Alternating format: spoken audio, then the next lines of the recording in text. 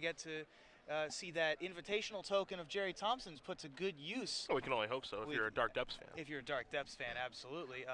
Dark Depths, a little used not Ice Age, Cold Snap rare, which was the missing Ice Age expansion, yes. Of course. Up until the point a little card named Vampire Hexmage was printed. Powerful tool. And then it was very popular and extended for a very long time. Yep. Sort of went away again.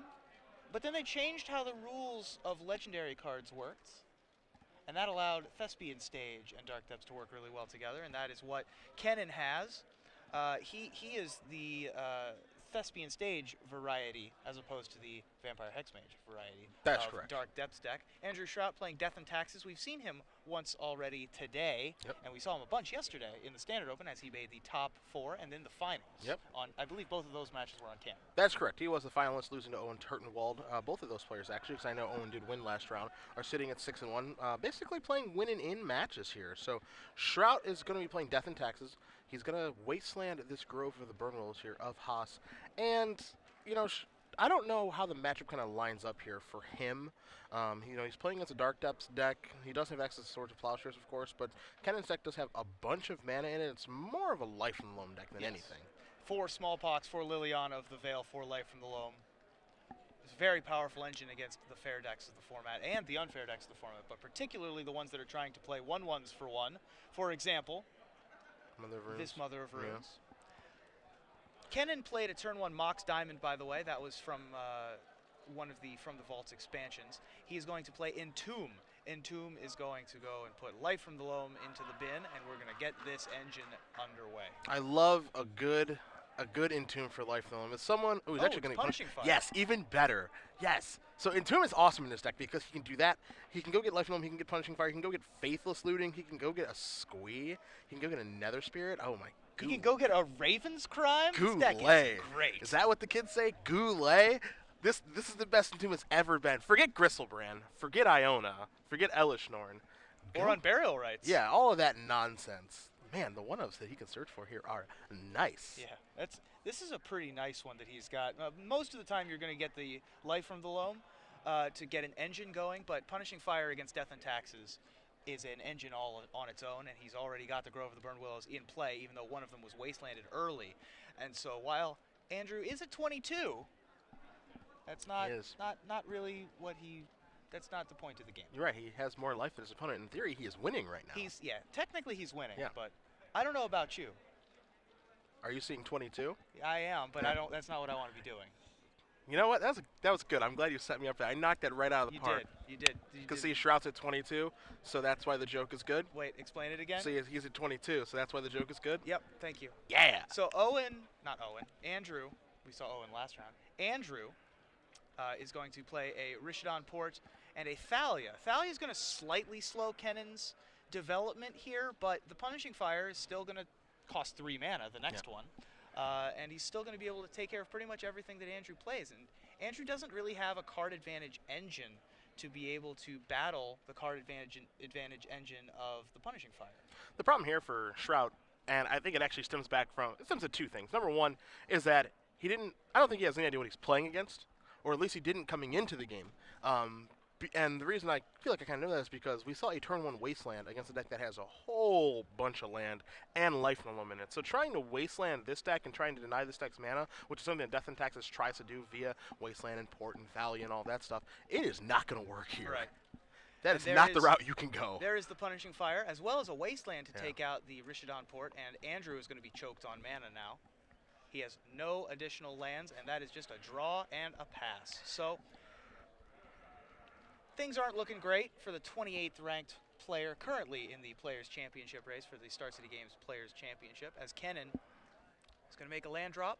He has a crop rotation in his hand. Yep, and that can search out, just some of the fun-ofs. That's what I called them instead of one-ofs. See, I put the F in front. Wait, explain it again. Okay. So he's got 2 Dark Depths. He's got 3 Thespian Stages. He has a Maze of Ith. He has a Tabernacle of Pendravale, a Karakas, a Bajuka Bug, 4 Grove of the Burnwillows, obviously. So if he needs to find one of those, he can do that. 2 copies of Urborg, and then he has 4 Wastelands. So if he thinks that it's necessary to crop rotate to get a Wasteland and get that Port off the board and further deny mana, he can certainly do that. Yeah, and against Death and Taxes decks, one of the most powerful things he can be doing assuming his opponent has already played a Wasteland or two, which Andrew has, is Tabernacle of Pendrell Vale to make sure that even if Andrew manages to get one creature on the board, he doesn't get any more than that. I'm kind of falling in love right now. I'm going to be honest. Yeah? So I used to play, so the land stack, like in 2007, was called 43. Yep. And it had Mana Bond, and it had Exploration. it had Exploration, and obviously it had Loam, and some people went really deep with it with like Intuition packages and all this other stuff. But in the day, you were just playing a million lands, and then killing your opponent with lands, and like making it so they couldn't function with lands, like Maze of Ith. You were like you weren't doing anything broken, but you were just playing like a different game than your opponent. Absolutely. And it was a lot of fun, just like dredging, loam cycling, and doing all this stuff in a single turn. And that's kind of what Kennen Deck's doing. It's not doing it at an accelerated rate like the old version is, but it's really just using lands and its graveyard to its advantage, and it's awesome to watch. It's also going to end the game slightly quicker than the old lands deck used to, which the old lands deck used to end the games with random Mishra's Factories like a Creeping Tar Pit, maybe. If you were lucky, there was a Creeping Tar Pit dealing 3 damage a turn. Yeah. This one's going to attack with 20/20 flying indestructible Jerry Thompsons. Yes. So this one is able to end the game slightly quicker. Don't forget about the old Barbarian Ring kill. Ah, that's true. That one's not too quick. Yeah, that one is also not the fastest on the planet. As we see Andrew Shrout's Stoneforge Mystic searches up Batterskull and then immediately dies to the Punishing Fire. Kennen, meanwhile, just going to keep playing lands onto the board. This one's going to be a Taiga. So he's really got his engine online. I mean, one of his many engines, honestly, because he does have, again, Punishing Fire. He can get a Ravenscry engine online. He's doing this all without Life in the Loam at this point. So if he finds the Loam, I mean, I don't like conceding early, but I can't imagine Shrout getting out of the Loam, kill your non-basics, which you have a lot of in your deck. And Faithless Looting's going to try to help him get deeper into a Loam. Looks like he found a Dark Depths and a Grove of the Burn Willow, so he has to discard. But Loam, Wasteland lock you, and Punishing Fire lock you, making it so that Shrout effectively can't do anything. Right. The lands decks, pretty much all of them, aren't really combo decks so much as they are prison decks. Yes. And so they just slowly put you in a sleeper hold. Yeah. The main win condition of lands back in the day was your opponent conceding. Yeah. You put them into submission. Yes. It was a good feeling when they just finally tapped out. Yeah. They're just like, enough of this. I can't stand to watch you do this anymore. So we're going to flash back to Faceless Looting as well, still looking for our Loam, and I believe we found it just that time. We'll see. And we also found Liliana of the Veil. That's a way to win, too. Discarding Punishing Fire. That's a good one to discard. I agree. It's a combo deck. I understand. Yeah. And crop rotation. We have it all, so we don't really need Demonic Tutor. Yeah. Liliana, discarding Punishing Fire, getting it back. It's a combo deck. That's Well, two combos. It's not really a combo deck so much as it's just a deck that has lots of interactions with each other. Those are two combos. Those are two combos. I like those combos. That makes it a combo deck. I call it a two combo deck. I promise you that's not going to live, that Thalia. The Thalia? That's going to die in a moment. So? Well, once the Life from the Loam happens, this engine that we have that has been chugging along, picking up steam, is going to go into overdrive. Yep. Andrew is going to have not but a Plains in play, most likely by the end of this turn, as Punishing Fire can kill the Thalia. Life from the Loam can get back a Wasteland. And then Kennen is going to have many, many lands in play, and Andrew is not going to have so many lands in play. This is true. So 3 mana for Life from the Loam. He's going to go get Grove of the Burn Willows. There's a stage down there, too. A stage. Yep. And a Wasteland. He does have the Dark Depths in his hand. Part of the appeal, however, of the lands deck from the past was putting them in the sleeper hold and forcing them to submit. Now it's just, because you have Dark Depths and Destiny stage, you put them in the sleeper hold, then you kick them in the face, too. Right. These kids today with their 2020s, they don't know how good they have it. I understand, yeah. I had to gain 20 life with Nomad Stadium, and now there's Smallpox. Yeah, I overestimated the number of permanents that Andrew Shrout was going to have in play by the end of this turn. Could be a flawless. Actually, you see Shrout's life total, he's at 23 right now. Yeah. It might take 2 Jerry Thompson attacks. It might. You're right. Yeah. Although he is taking 1 from this Smallpox, as is Kennen Haas. He's going to fall to 16 life. Yeah, I've watched a lot of Bloodbath in my day. Is this one of them? This is about as one-sided as it gets right now. And Shrout is just going to draw, play a Plains, and pass the turn back. It is, oh boy, he just drew Ravenscry. He's just happy to be here. Ravenscry not so good against the mana-screwed opponent that has a bunch of stuff that he wants to discard. This is putting him in full submission. So now You find the Urborg, you make them discard all of their cards. Oh, so they have no cards and no permanents. You found it. I understand. This will help that out. Liliana, I bet he's going to be happy to discard a Ravenscry with it, Liliana, because you see, it's combo deck. Right. Well, he's going to get back the Punishing Fire and possibly discard that instead. The first thing I'm going to do when I get home is build this deck on Magic Online. Yeah? That is the first thing I'm going to do. This is amazing, all the synergies within this deck. I'm absolutely loving this. I mean, the lands deck just has amazing synergies that it's able to, for example, randomly tutor up a Mazavith mid-combat to be able to deal with the Tarmogoyf for. It's able to, in the middle of Dredge going off, able to get a Bojuka Bog off. And of course, the little interactions between Faithless Looting and Life from the Loam and Punishing Fire and Smallpox and Liliana of the Veil. All those little actions going together. Faithless Looting is like a free roll in this deck, because Shrout is just going to pick it up. Well, once Dark Depths came into play, he just wanted to see what the main win condition. He didn't want to tap out until he saw in the distance the 2020. What is the slowest way to kill someone with this deck? Mindslaver. Yep. Mindslaver Academy Ruins. That's It's the slowest way to do it. Is there a land that makes there's like a V2 Ghazi Makes city a 1/1? tree makes a 1/1? Yeah. Yeah, that's perfect. Just really grind it. Because again, like they say, the Dark Depths is too quick. That's the problem. See, it's too fast. Savor all the little moments. The little moments? Yeah, that's the thing. It's too quick. You gotta really demoralize them. I think with the V2 Ghazi. Are you saying that Kennen knows his opponents better than they do? Yeah, that's exactly what I'm saying. As we're going to move to sideboards here, Kennen is up a game. Andrew Shrout is going to be on the play.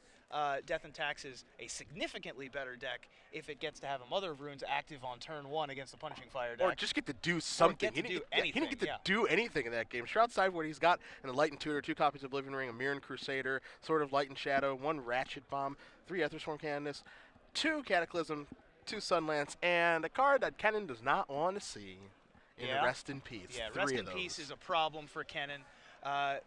All those little synergies we were talking about, they don't do anything if Rest in Peace is in play. None of them. Yeah. Entomb, yeah, it doesn't. That's a blank magic card. That's correct. That's correct. Punishing Fire, for the most part, blank. Life from the Loam, blank. Completely blank. And obviously, this is a deck that Kennen, he's abusing his graveyard. And part of the reason that he's actually probably been able to have a really nice day outside of, his deck having synergies and all these sweet functions and everything of that nature is that, we don't really see a ton of graveyard hate nowadays. Now, of course, Deathrite Shaman seeing play, but you don't see a lot of, Relic of Progenitus, Tormod Script, stuff like that. You find 1 or 2 copies of Recipes in the sideboard. Part of the reason for that, not a lot of Reanimator, hardly any Dredge at these tournaments anymore. Yeah. You don't ever see Dredge from anybody at these things anymore. I know. Not even Andrew Shrout, who's a who well-known plays Dredge pilot. Yeah. Adam Prozac would play Dredge on occasion. Sometimes when we're in Dallas, you see David Thomas playing Dredge, but you don't really walk up and down the rows anymore and see people playing Dredge, so there's not really much of a reason to have a ton of graveyard hate. So that's kind of why I feel Haas might be having a great tournament.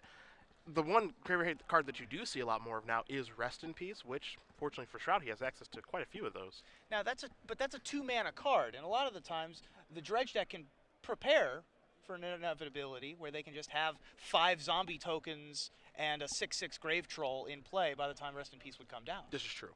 So, I'm not saying that Dredge is going to win next weekend or anything, but there is an old saying that Dredge wins the tournament that it's the worst choice to play in. That's fair. Dredge always wins once every 8 months. Yep. It just randomly will win a tournament, and then the next weekend it just gets hated out completely. Yeah, and then it's everyone gone. forgets about it, and then it comes back and wins a tournament, and everyone forgets about it. And it's a kind of the surprise factor too, where it's when it wins a tournament, every person gets paired against. They're like, geez. Yeah. Oh dear. I was hoping that no one was doing this. I was not prepared. Yeah. Now Haas, I'm sure. I'd like to believe, and you have the deck list in front of you, excuse me, that he has some sort of hate against Rest in Peace? He does. He has 1 copy of Ray of Revelation. Okay. Which is able to be entombed for. Oh, wait. Yeah. Unfortunately, we can't entomb against a Rest in Peace. That's a bit of a problem. Among the other cards that Kennen has access to, he has an additional Crop Rotation and an Ancient Grudge, another Punishing Fire, Phyrexian Ingester. That card is specifically for the Sneak and Show matchup. When they cast Show and Tell and put in an Emrakul, you put in a Phyrexian Ingester and end up with an 18/18. Ingester has XY? Is it XY? Is it I XY? think it is XY. I think it's XY. You don't see every often No. the old XY card. The old 7-drop 3/3? Yeah. No, not so much. We have Ray of Revelation, 3 copies of Pithing Needle, a Coffin Purge, 2 Innocent Blood, Maze of Ith, a copy of Sphere of Resistance, Tabernacle at Pendrell Vale, and Exploration. I think that the Rest in Peace, should it enter the battlefield, is fairly safe for Shrout. Yeah. The problem is that he still has to win after that. This is true. Also, it's kind of nice, too, that in Haas's deck, like, even though I agree with you that Rest in Peace is virtually going to be game over, he does have one out to it, it looks like, and I'm kind of surprised we don't find Abrupt Decay anywhere throughout his deck, but, he can just cobble together, like, stage plus depths. Right. He could accidentally win. He could accidentally combo. Yeah. Or he could have a Tabernacle in play, and then Death and Taxes has to just have a 2/1 and a 1/1 in play for the rest of the game, and not be able to play anything else. Or he can Wasteland the mono white deck. The mono white deck doesn't have that many planes in it. It only has 8 or 9 usually. Looks like Andrew's version has 9. The rest of it, he's got Caracas and Horizon Canopy, ports, wastelands of his own, a copy of a Ganjo Castle. Yeah. Got to protect that Thalia. Well, yeah, from Punishing Fire. Now, what's going to be really interesting, too, as we do begin game number 2 here, is how Shrout's sideboards, and the reason I say that is because you can certainly make an argument for not wanting to leave swords in your deck. Like, you know that your opponent has Dark Depths, but are you actually going to leave in a bunch of Swords of Plowshares? Because he doesn't have any other creatures. So your swords are going to be dead for the most part. You're going to keep a hand that has swords in it when you know for the most part this card's going to be dead, and it's only going to be good against the Dark Depths token. But this is part of the reason, again, that I like Haas's deck a lot for the situation he's in which no one really knows what his deck list looks like. Thankfully, you and I have it in front of us, so we know that a lot of decks like this would have Dark Confidant, maybe like Countryside Crusher, Terravore, something like that. It doesn't exist anywhere within his list. Yep, absolutely. Kennen does once again have the Mox Diamond draw, discarding Thespian Stage yet again. He does have another copy of Mox Diamond in his hand. Okay. Once the Light from the Loam engine can get going, he's going to probably step on the pedal on that one. Uh-oh. And there is Rest in Peace. A whammy! That is a whammy. Kennen sort of looking at his hand going, oh, okay. Well, that's awkward. Now, Kennen is not dead. Liliana is a very good Magic card against a quote-unquote aggro deck, which Death and Taxes really isn't. It's a control deck. It's a mono-white Stoneblade deck. And it doesn't have any pressure in play right now. Liliana immediately ticking up to 4, next turn ticking up to 5, still very good. 2 mana to deal 2 damage to a creature is still going to kill 1 creature. So that Liliana is going to eventually be able to get up to the point where it is probably going to be able to factor fiction Andrew's permanence. Okay. So that's another way to get a Rest in Peace off the board. Now, that's all predicated on Liliana coming down this turn. This is true. So we will see if Kennen has the 3-mana Innistrad Planeswalker to be able to try to take a different path to victory this game. We got to get some Abrupt Decays in this sideboard. Yeah? We got to get some Abrupt Decays on the board. I thought you were building his deck. I am.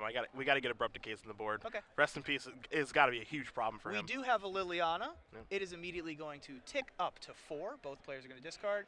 And there goes a Swords to Plowshares and a Mox Diamond. Now so he did leave swords in. Right. Now, both of those arts are a little bit different. One of them was the Judge Foil Swords to Golf Clubs art. And the Mox Diamond is from the vault, I believe Relics, although it could be from Exiled? I think it's Relics. I'm not a From the Vault master like yourself. Well, Phyrexian Revoker is going to come down and name Liliana of the Veil. Unfortunately, 2 mana for 2 damage is still a spell, even though the Punishing Fire does not have any additional text thanks to the Rest in Peace. There is the Mox Diamond on the left. Also, if Haas has, if he has smallpox, it's like an absolute disaster. He's going to take care of the wasteland. He might have pox right. Actually, I see pox in his hand. Smallpox is great right now. Yeah. Goulet. Yep, absolutely. Getting all of Andrew's permanents except for the Rest in Peace. It's going to take out a Grove of the Burn Willows. I think Kennen is going to discard another Mox Diamond. There's Swords to Golf Clubs, goes to the graveyard. So, yeah, I was wondering if Shrout was going to leave those in again because, I mean, virtually, and these were 2 good discards for Shrout, thankfully, because they don't really do anything, but, given that Shrout only has, 2 cards left, it was basically virtually a mulligan to 5. Yeah. Is what it feels like right now. Yeah, he kept in the Swords to Plowshares, which I think if you see Dark Depths, you're like, oh, man, I have to get rid of the Merit Lage token. But honestly, what are you doing at that point? you're letting your opponent gain 20, right? That's true. So Kennen's just going to have 5 more draw steps. That's true. Yeah. So what are you really doing with your swords? Not much. You're Not not much. dying yet. Yeah. So, as we see Caracas from Andrew Shrout, that is a much more important card against the Merilage token. Yep. That is actually able to effectively deal with it, as we see Mazavith from Kennen. Makes him go Hellbent, and he is going to activate the Liliana to push it up to 6. Andrew, unable to do too much. And Kennen's got so many lands in his deck that I think a lot of the time he's just going to draw a card and just put the land into play. Now he's going to discard Life from the Loam because it's no good right now, obviously, because Rest in Peace being in play. And I think what we're going to see is just Liliana tick up a bunch until Kennen, assuming that he brought in Brave Revelation because he knows he's playing against a white deck. Yep. So he can assume that there's going to be Rest in Peace somewhere. I think Liliana might just tick up a long time here. Yeah, I can't foresee sacrificing any of the tokens off of Liliana until he is well in position here. Although that's an Innocent Blood in his hand, so he may want to keep that around. He doesn't have to tick it up every turn if he finds a card that he likes. Yeah, I mean, but he's got Innocent Blood on the board, right? Right. So, I mean, it doesn't really do very much. Yeah, I actually like this of splitting a land versus Rest in Peace, because obviously Rest in Peace is staying in play. It's not going anywhere. So this is an expensive way to kill a land, but it gets the job done. It also lets him keep the Innocent Blood. It also lets him keep the Innocent Blood, yep. And so now he's going to end up, basically, that -6 allowed him to draw a card. Yeah. So now we're going to tick up. There goes the Faithless Loon, because that's not going to do anything, so the Innocent Blood's going to stay. It was just Careful Study, not really good enough right now. The Wasteland is sort of relevant. So Kennen has found a Thespian stage. That's the other thing that we're going to do here, is that we're just going to find a Dark Depths and find a Thespian stage and eventually make a 20/20. Oh, Wasteland kind of messed that up. Yes. In some fashion. There goes Flicker Wisp, there goes Innocent Blood. Pass it back. Let's see what Shrout draws. He bricks, passes back. Haas ticking up, so this is going to be a card that has some sort of graveyard implication, most likely. Something like Nether Spirit or Entomb. Sure. There you go. Andrew, not really in this game anymore, unfortunately. I mean, it's kind of a weird game because, I mean, he's like kind of locked right now, but he's not locked because of that. Oh, there we go. Yeah. Okay. So he's still in this game. Yeah, I mean, so we have Phyrexian Revoker and Rest in Peace, and now Kennen can't activate his Liliana of the Veil. So if Kennen draws Dark Depths this turn... So we're going to copy Mazavith.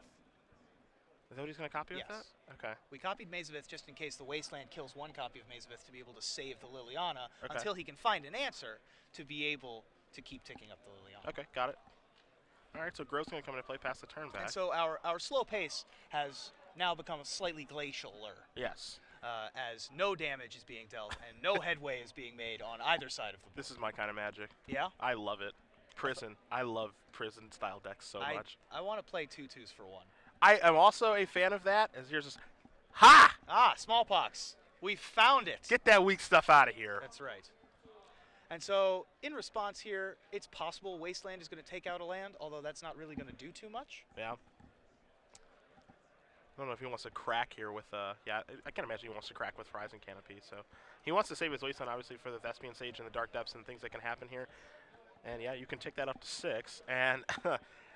and we're back to where we were 3 turns. Yeah, and, you know, Liliana is going to probably tick up again. I mean, it's definitely going to tick up again next turn, I guess, depending on what Shrout draws. But now we could see Liliana take out 2 lands next turn. Because, again, Rest in Peace is not going anywhere. Yep. This game very quickly became all about Liliana of the Veil. Yep. The Rest in Peace obviously has had a huge impact on the game. Yes. But it just put an impact on the game of a change in direction. Yeah, agreed. Because the Liliana took over the game in much the same way that a Life from the Loam would have. Or a Punishing Fire did in game 1. This turn. So Shroud's going to take a damage. Or no, he's not. He's just going to draw a card. Okay. Because he might get Fact or Fiction the next turn, so he just wants to get more cards in his hand. He wants to save the 1 card that he did find. Another land off the top for Kennen. And we're back to discard. Sarah Avenger far away from casting that. There's a backup Rest in Peace. Yep.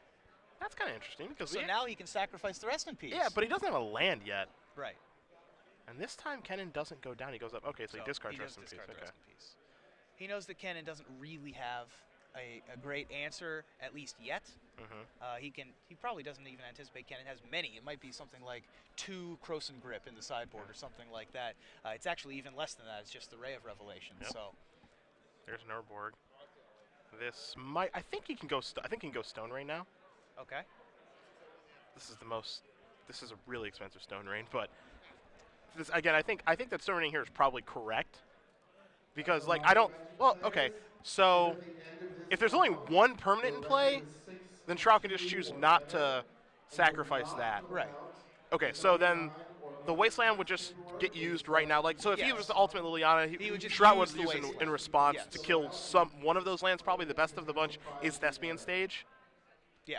so he doesn't die the Dark Depths. So does Liliana want to take care of a card in hand, or does it want to take care of Wasteland right now? I think he just wants to do that. Yeah. Well, he's going to respond to Yep. the trigger, of course, as Andrew Shrout's, hold on, wait a minute. Response there is going to take out the Thespian Stage. And Thespian Stage, there's only one permanent left, so now there's only one pile. Yep. There's Thespian Stage on the left, the Gate Crash rare. Boom. Found Port. another Rishodon port. There's he drew a second Orborg, so he can safely discard that. Okay. So this is going to go up. There goes Flickerwist. There goes Orborg. Past the turn back. So Andrew Shrout now has Mother of Runes in play. What is Andrew's route to victory from here? I've been trying to figure that out for the past like 6 turns. Okay. I'm not. I don't really know. He's in like one of the hardest locks I've ever seen. Of just like every card he This is a he true draws. delight. Yeah, it is. It really I is. absolutely love it. Liliana's just going to keep ticking up. Shrout has to just keep putting whatever he draws into play. Yep. So that he doesn't just immediately discard. Yeah. And so now Liliana is at 3. Thalia's in play, so he probably has to move down. Liliana kill that. So if you're Shrout, here comes a Wasteland.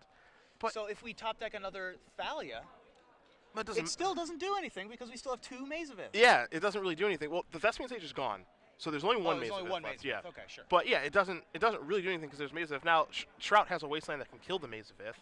So I guess, yeah, if he were to top deck some creature that he can play for 1 white mana, Thalia, Mother of Runes, then he can do that. The port's going to go bye-bye. So yeah, it's like if Shrout has to Shrout's draw able now. he has to draw a 2-drop. Yep, that works. Well, that's going to sort of be at parity. That's not really going to Ah, do yeah, much. okay, so up and down, up and down. Yeah. Okay, sure. And he's still got the Maze of Ith for a turn. Yep. And Kennen does still have spells in his deck. You know what I mean? So Are you sure? I haven't seen one for we a haven't while. seen one for a little while, but they are there. Let alone a Dark Depths that we can just start paying 3 mana Ooh, yes. to remove counters from. Go manual. We saw Jeff Hoogland do it once That's already. right. Yeah. If we see 2 manuals of Dark Depths in one day, oh That's my pretty god, great. that's a good clean living right there. You know, this deck, the Dark Depths sort of control combo. Oh, failed to find for Stoneforge Mystic? Yeah, I mean, because he would just discard the card he finds, sure, so sure. that actually makes sense. And Tabernacle of Pendrell Vale comes down for Kennen, and that is going to get paid by the Wasteland, just in case he drew a 1-mana 1/1 off the top. Yeah. I think that's an Entomb off the top Looks like there an for Kennen. Entomb to me. I'm being informed on Twitter, Ruben. I asked about what is the slowest way to kill someone with this type of deck. Yeah. It is to play a Mox Diamond, don't discard a land so it goes to the graveyard, and then Academy Ruins the Mox Diamond back on top. Ah, okay. That's fair. I like it. I like it a lot. That's a pretty. That's a good way to deck someone. Cuneo would approve. Yes, very much so. There's Tabernacle of Pendrell Vale on the left. Back from when Magic was a simpler time, really. It was. And this is from Legends. All creatures have an upkeep cost of 1 colorless, and if you don't pay the upkeep cost, the creature is destroyed. It's not sacrifice, Yeah, that's important. which That is absolutely rather key. important. Mother of Runes off of the I've top actually here. seen that come up a couple times. Really? Yeah. Wow. Back when I played lands pretty religiously. Okay. I played it for about 6 months. I had cards like In the Eye of Chaos in my sideboard.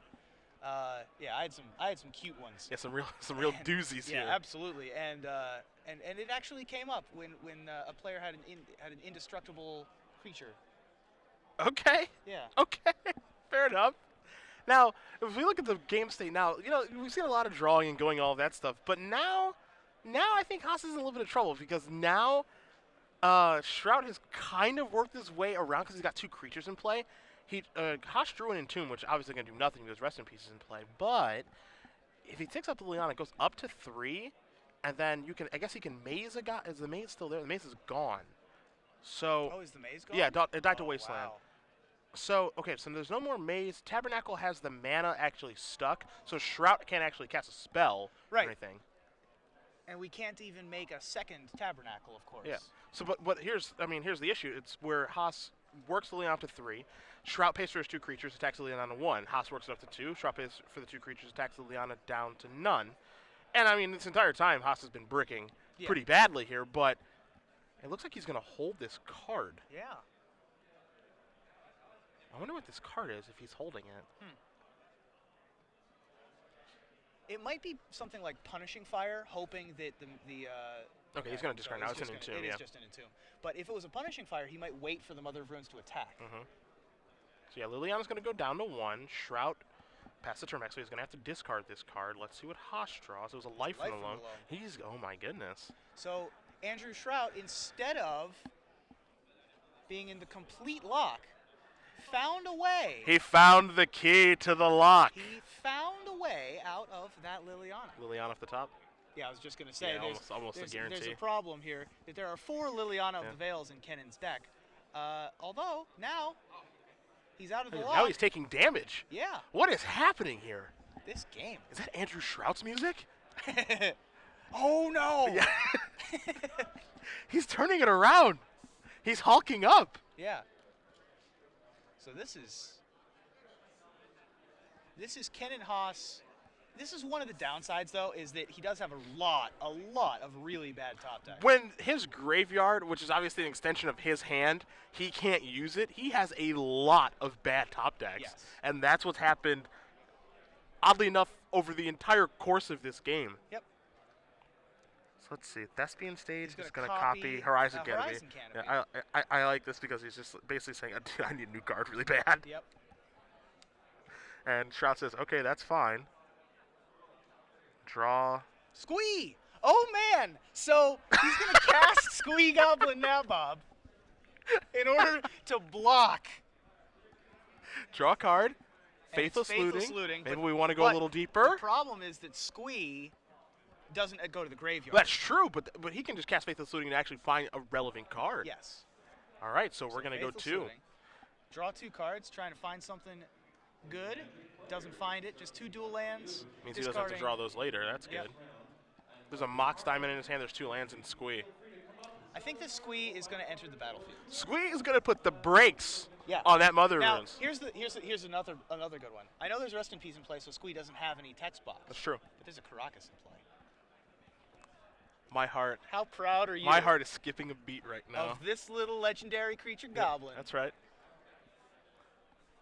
So, I have the best job in the world. This is one of the best games of Magic. Yes. This is great. Somehow, Andrew Shrout was able to fight through a Liliana lock of about 20 turns. But it's like he fought through the Liliana, but it's not over. But it's not over. It's not like it's like the white flag's being waved because Squee Goblin and Bob has shown up. Is here In combination of Caracas. Caracas. Our Tabernacle of Pendrell Vale for mana. Urborg. Yeah, good. That's right. And here comes Squee with Caracas up. And Tabernacle tapped already for Squee. Yep. What do you think about that? Now, this is important because, 1, does Kennen know that Squee is a legendary creature? Because I didn't know that until you said it. Well, obviously, it makes sense. Squee, Goblin, and Bob. But does he know that? Yeah, well, let's see. We're certainly going to find out on this attack step unless the Mother of Runes gives the Stoneforge Mystic protection from red, which is entirely possible. Yeah. There's a port. Oh, Mother Runes. Now, Port could tap the Caracas. That's true. What level are we on here? That's a good question. I'm not quite sure. We are not on level the highest. Yes. Because if we were on the highest level, we would be tapping the Caracas preemptively, I think. Uh-oh, attackers. Attack with everyone. Squee. I would trading Are you going here. to trade with this Mother Runes, you think? Nope. Nope, we're going to return it. I like it, too, because it forces the upkeep for Shrout. Yes. They just keep paying 2 mana, so I actually like that play. So Kennen does know that his own card is legendary. Not 6 and 1 on accident. Draw a card. There's a value. God, he needs to draw just like a Punishing Fire. Just draw something that does something. Yeah, something that does anything. Even a Nether Spirit. Yeah. A 2/2. A 2/2 is reasonable game card. over. A 2/2 is actual game over. It's the biggest animal on the planet. Yes. There's nothing bigger. Crocus is going to get tapped, so now Squee can't be picked up. Uh-oh. Is that an Oblivion That Ring? is an Oblivion Ring. Okay. So Oblivion Ring, I guess, could remove the Squee, but, I mean, attacking with your Stoneforge Mystic and your Mother of Runes is going to do something similar if he tries to block. He's just going to take the damage. Okay. So Kennen goes to 10. Kennen is pleading with his deck. Can I draw something of relevance, please? Pay 1, passes the Tabernacle text. That's good. Wasteland is a reasonable card here. It's He's a good able draw. to take out the Rishodon port, Yep. so that he's able to get back to his blocking duty. All right, so tap that. I would probably kill the port. Right then. I think. I guess he can wait. Yeah, I guess Till the I end suppose he in a can turn. wait. We have, I think it's looks a like a Revoker. Phyrexian Revoker. That's also going to be able to name, well, Mox Diamond, I guess, is the only thing it's going to be able to name on the board right now. Yeah. Phyrexian Revoker and Pithing Needle function in different ways. Yep. Pithing Needle able to name lands, but Phyrexian Revoker able to name mana abilities of non-lands, such as Elvish Archdruid, which was one of the most popular cards to name when it was in Standard. So Kennen is going to count libraries here to see if we can get there in the slowest possible way. Exactly what I Right. promoted. You got to do it. Again, Andrew Cuneo would be proud. There's Phyrexian Revoker there on the left. One of my favorite cards in the MTGO Holiday Cube, too. Kennen has like 18 cards left. Okay, how many cards does Andrew have? Do we know? Not entirely sure. Probably not. Probably more. Yeah, I mean, because of Faithless Looting because of and Faithless searching and all the other things. Yeah. So Kennen is still alive, but he is taking 2 damage a turn.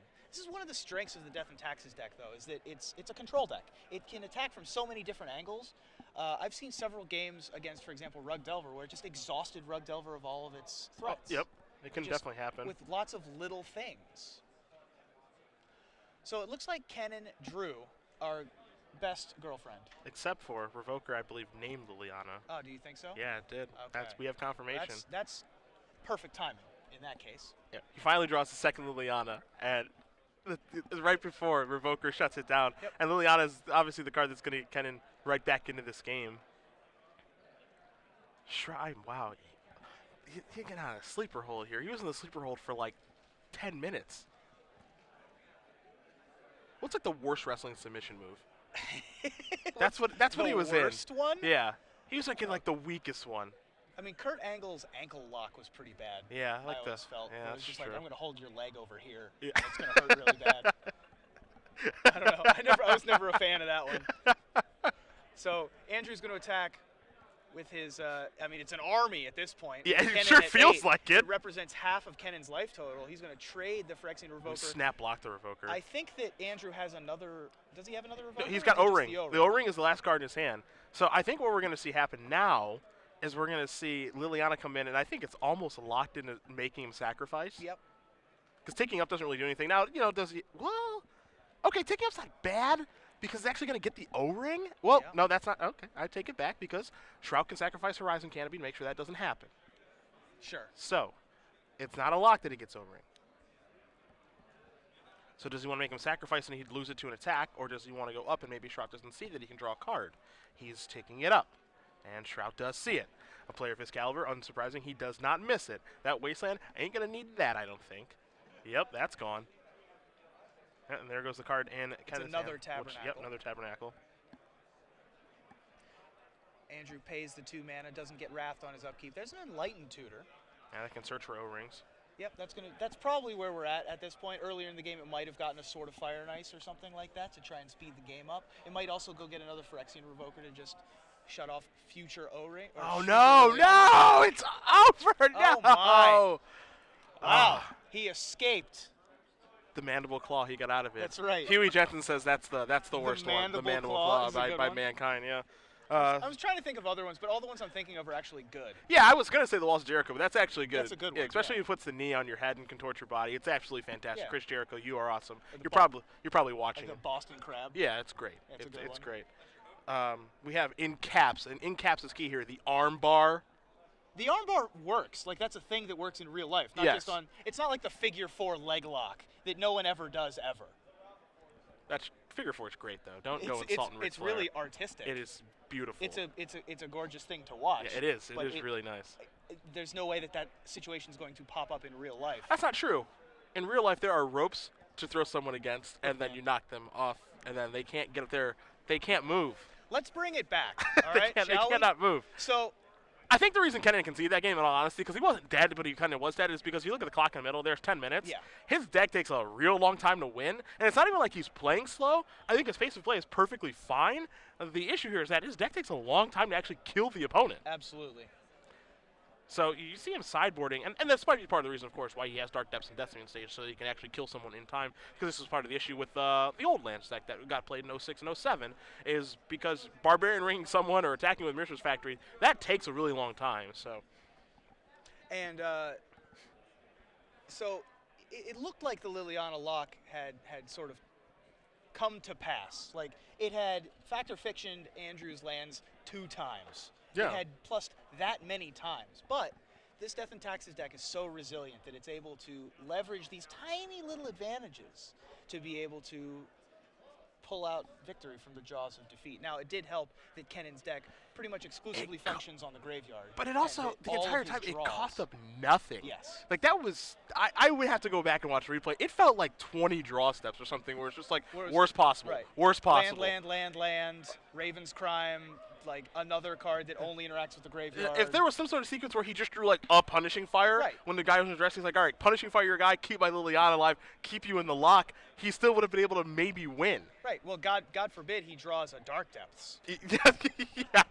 Because he just pays for Kind it. of forgot that was in his deck. He just pays for it. Yeah. You get it. That thing would have been manual in like 2 turns. Yeah. Yeah. Boy, oh boy. Yeah. This is wow. And this This was emotionally draining. the best part, and obviously this is one of the great parts of Magic, is that you can't forget, this is a match that the winner of this is probably going to make top 8. Yeah, This is like, absolutely. yeah, I lost my The I winner lost my here- top 8 match. Yeah, exactly. The winner here goes to 7-1 in the second to last round of play. 7-1 is likely going to be able to draw next round into the top 8. Yeah. I have great news. You might be able to get to see this deck again. Yes. How yes. happy are you? I am absolutely thrilled. I am. As we see Open Series All-Stars, BBD and Justin Uppel in the background. Neither of them had the tournaments that they were hoping for today. Yep. On railbirding a little bit of the action here. But they're smart. But they're smart. Staying inside. They've got, yeah, exactly. They're staying inside. We're not outside in the negative. It's supposed to get down to -11 here in Indiana. It's nothing. Compared to Minnesota or Wisconsin, it's nothing. Yeah. They've got it really rough up there. They do. They do. So everybody be sure to stay safe out there. We will try our best to stay safe as well, although I believe we have to venture outside at some point to get back to the hotel. There's a walkway. Yeah, but it closes. Oh, they better keep it open today. Well, they may. However, I don't know how late it stays open because Jun Depths is on the feature match, and that takes a little while. Let's see, As we- Caracas and a Mother of Runes to start the show. Yep, Kennen had a fetch land on turn 1. No Mox Diamond this time. See if Kennen has the Punishing Fire to take out that Mother of Runes immediately, and he indeed does. He also has the Nether Spirit in his hand. He has Smallpox, too.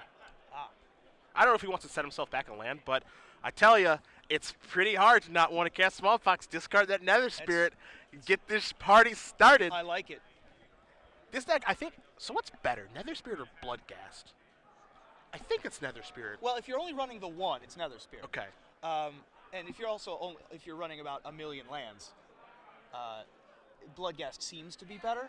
But the problem is that on the one hand, Nether Spirit gets to block. Yeah, that was So the it big comes one. back every turn. Yeah. It also has 2 toughness, Yep. so it's able to tangle with Stoneforge Mystics. Another rest in peace. What's There it we like? go. I mean, Andrew might have been mulliganing to it a lot like you would against a Dread. I mean, deck. he's Just opened up with it both times. He 100% should mulligan to it. It's Yeah. not even close. But he didn't How have good it is, yeah. had it the whole time. Yeah. And so now we're probably going to play Goblin Hero, you think? No? We're just going to Wasteland the White Source. I actually like that play a lot.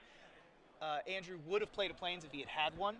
He was forced to play the Caracas. It's possible that the Rishdon Port was played in lieu of another White Source, and it's, as we see here, it certainly Mr. was. Shrout, no white mana, but a Phyrexian Revoker is here. I'm probably going to name Liliana. Almost certainly. I would assume, yeah, and that's what it's going to name. the Planeswalker that puts you into the lock and the draw. Ah, that's a good top Liliana. deck.